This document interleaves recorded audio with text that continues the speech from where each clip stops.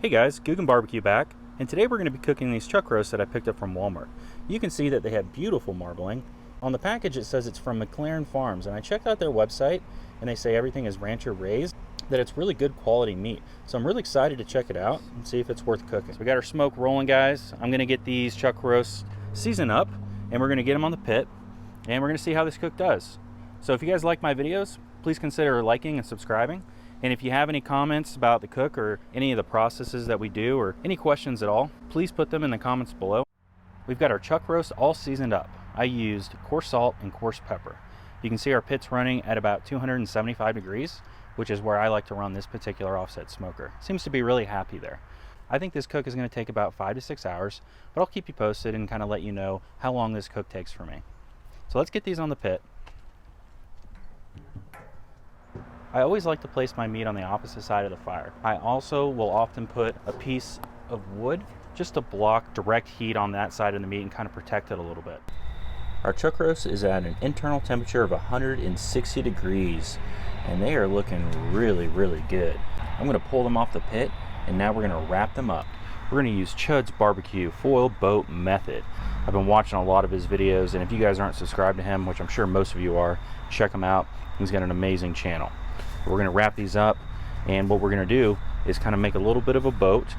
The top is going to be exposed and we're still going to get a lot of bark. So let's see how this method does.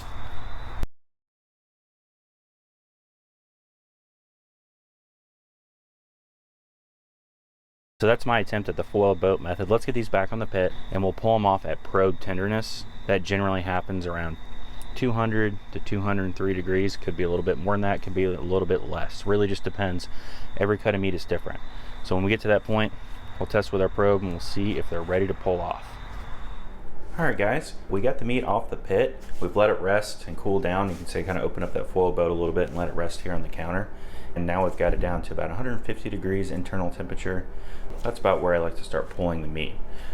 Once we get this all pulled, I'm going to put it on a sandwich. I'm going to do a taste test, and Bixby's going to do a taste test. So stay tuned for that. But it looks so good so far. Just pulling apart like butter. That's exactly what you want. This meat, I've cooked a lot of chuck roast before, and I've gotten them from Kroger, I've gotten them from Publix, and now this is from Walmart. I haven't tasted it yet, but it looks really good. Publix is my number 2 right now, and then Kroger, they're pretty hit or miss. Most of the time there's not a lot of fat marbling like what we saw in this nice piece that we got from Walmart.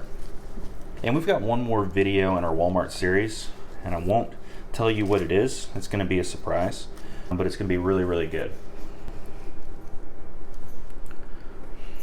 Stay. All right, Bixby, you want to try a little chuck roast? Here we go. Of course she likes it. She's a dog, but. So Bixby got a taste, so now it's my turn. Here we go, guys. Oh.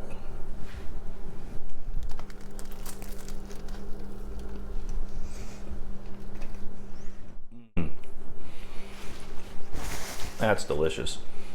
I didn't even put any sauce on it. It was so juicy and so good. That meat that I got from Walmart, man, I've really been missing out by not shopping there for meat lately.